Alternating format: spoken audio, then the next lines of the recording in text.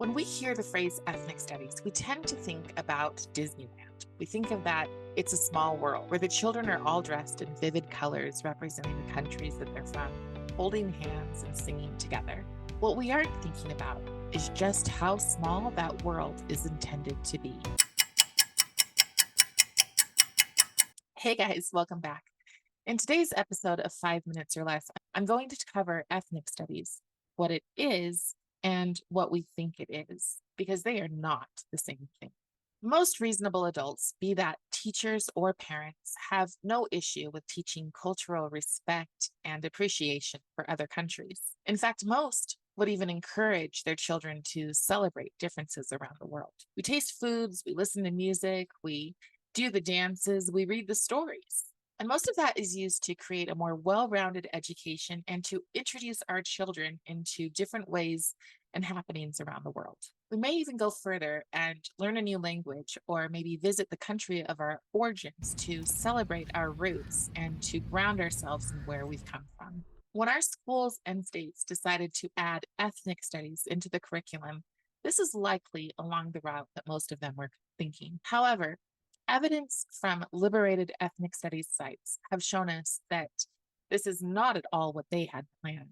In fact, it's considered taking things in the wrong direction. As with SEL, or social and emotional learning, liberated ethnic studies is a tool used to bring activism into the K-12 classroom. The things I'm going to tell you are not cheerful or happy or unifying, as that is simply not the goal. In a presentation currently on YouTube, Christine Sleater, one of the main advisors for ethnic studies, says that ethnic studies, when guided by CRT, which is critical race theory, that is taking ethnic studies in the right direction. She also states that there needs to be a double helix. One, teaching children to understand their level of oppression through points of intersectionality, and after they understand where they fit on that level of oppression, to dismantle the system systemically that have kept them down. This, my friends, is activism in the K-12 classroom.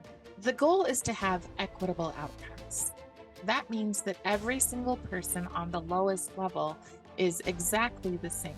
There is no middle class, and those people who created the programs, they are at the top. Activism is quickly becoming the main focus of K-12 education, whether that be in public or private schools. Through liberated ethnic studies and its evil stepsister, social and emotional learning, or SEL, our children are being taught actively in school to others. It's no longer a matter of being on the right side of history when our young people cheer on the murder of innocents.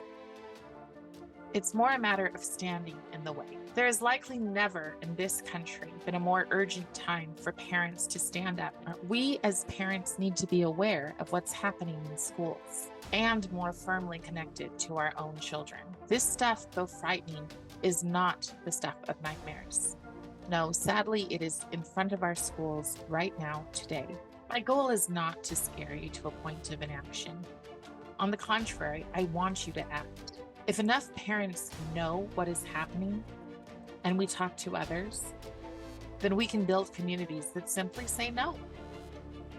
Our children will not become your political guard. They will not be taught to hate. They will not live in fear and be crippled by anxiety. They instead will look at the world and see possibility and opportunity. They will never cheer for hurt. They will hold on to faith, and they will always look to find a reason and a way to heal. All right, my friends, that was another 5 minutes or less. I know it was heavier than most, but if you'll hit share, it'll really help to get the message out. Also, if you hit subscribe, then it'll allow you to see all of the lives that we've made on the subject of liberated ethnic studies and that we continue to make. Thanks so much and have a great day. Bye.